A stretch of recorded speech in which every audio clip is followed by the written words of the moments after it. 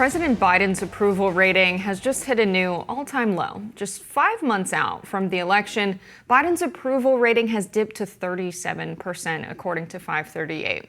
Polls show Biden's support is waning among non-white voters and progressives frustrated over his handling of Gaza. Meanwhile, former President Trump has only slightly a higher approval rating of 41%. Biden's hoping he can turn it around this month as he ramps up his campaign events and debates Trump at the end of June. But the more appearances he makes, the more questions circulate about his age. Take a look at Biden's latest viral gaffe from his speech celebrating Juneteenth. She knows so long as she was denied, our freedom can never be secured. Responding to the video, Meghan McCain tweeted, "I'm sick of being put in the position of having the media tell me this isn't alarming."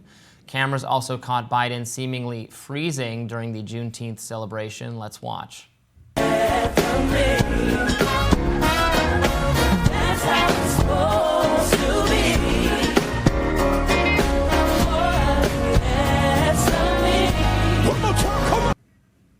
Though if I was in that position, I too would not break out my dance moves just then. Outkick founder Clay Travis tweeted, quote, "What in the world drugs do they have Joe Biden on? Look at him here.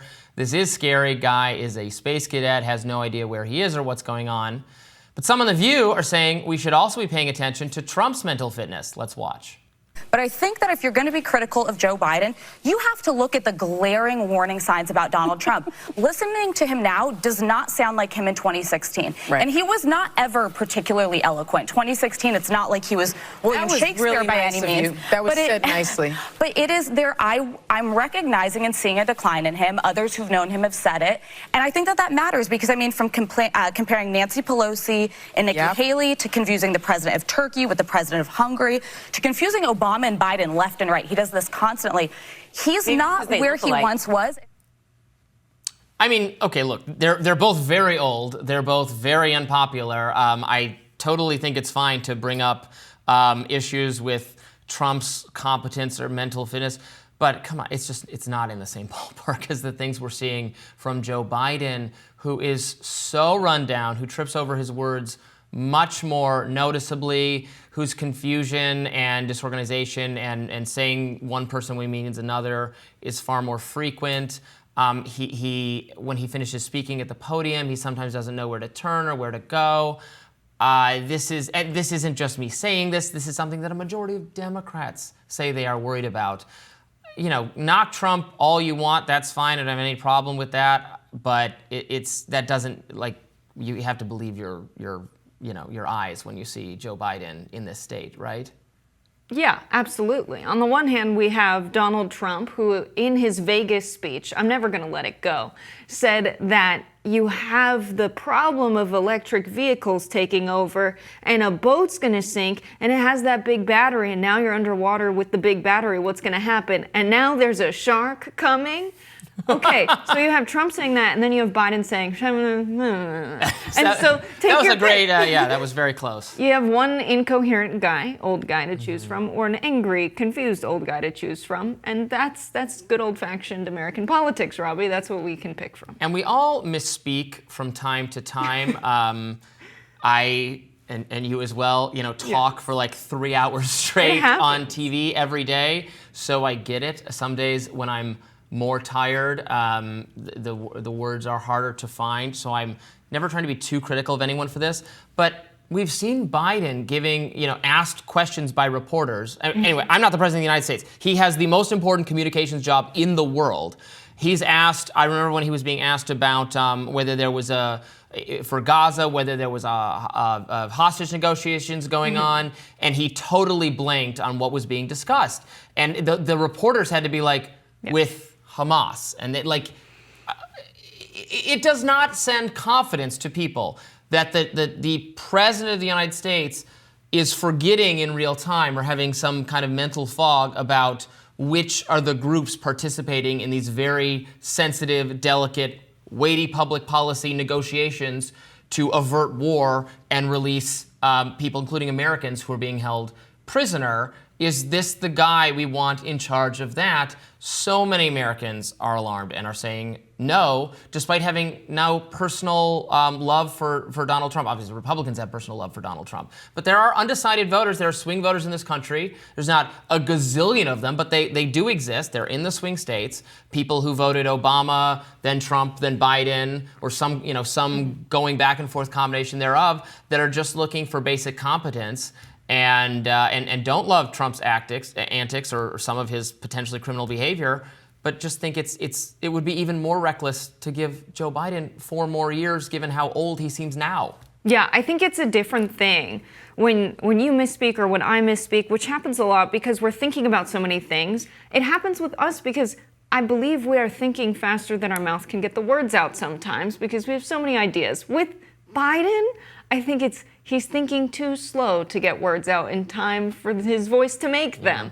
And that's the big problem. If you go watch his old C-SPAN speeches, it's an entirely different person almost. He was very eloquent speaking on the floor of the Senate, saying terrible things that Biden now disagrees with, which is a whole other thing. People can change. He believes different things now. But he doesn't seem to believe the things he believed on the campaign trail, and I think that's the biggest reason why he has high disapproval ratings, because most people who are active voters understand that when you vote for the president, you vote for the cabinet. And that's why people are loyal party voters, even if they don't tend to like the candidate that's been picked. But Biden, it's not just he's old and we have to defend this and somehow convince people he's not fumbling over his words all the time and not knowing where to go next and having to take directions on note cards from people. Really, I think people are upset that he's not keeping his campaign promises. Sure. And they're almost making it about this other thing so they don't have to address the more glaring issue. I mean, it's both things. I think the age issue is very big for a lot of Americans. But you're right. There's no way around it that I know left voters, progressive voters, minority voters, some of the bedrock supporters of the Democratic Party certainly do feel betrayed by him on policy. You're right, that should not be discounted. I agree with that. Certainly on Gaza, we hear that from the left a lot on that. Student loans. He just, in an effort to become more popular, he just made an immigration declaration that is right in line with exactly what he criticized when Trump did it. These kinds of things are racist and xenophobic and are keeping out the hardworking people who built America. Like that. It was clearly not a principle he actually holds. That was just cynical opportunism, because now he's like, yeah, we absolutely have to curb the asylum claims. We have to shut down the border, because he knows that position is the position he's taken is just like radically unpopular in the United States. And I'm not even someone on the right who is very anti-immigration. I do want I want more immigration, more legal immigration, because I think it's good for the economy. We need people to build up and participate in the country. So I'm kind of out of step with the right on that, but I have to admit that policy position is clearly unpopular. It just is. There's no way around it. It's unpopular even with a lot of Democrats and minority voters. Latino voters and black voters it's unpopular with. Yeah, instead of focusing on some policy wins, for example, the CHIPS Act, the Inflation Reduction Act, the bipartisan infrastructure bill, these are all things that even Republican members of Congress have gone home to their districts and bragged about funding going to enhance core infrastructure and build new infrastructure. It's creating jobs. And people are sick of driving over potholes. They don't want bridges to be falling in the United States. We used to be a country that was the best in terms of infrastructure. And so when we're in this place now, we need that kind of investment. It's obviously not coming from the private sector. That's a huge win. And a lot of economists have pointed to clear economic growth trends thanks to these policies and this fiscal stimulus. And so point to that. Don't gaslight everyone and say the economy is better than ever when people are struggling to pay their bills. And also, Biden's not that old. Focus on the things that are real and stop trying to gaslight the country over things that are, not the most important. Potholes are real and a major hazard to me as a scooter driver. That's a big risk that you run. More Rising right after this.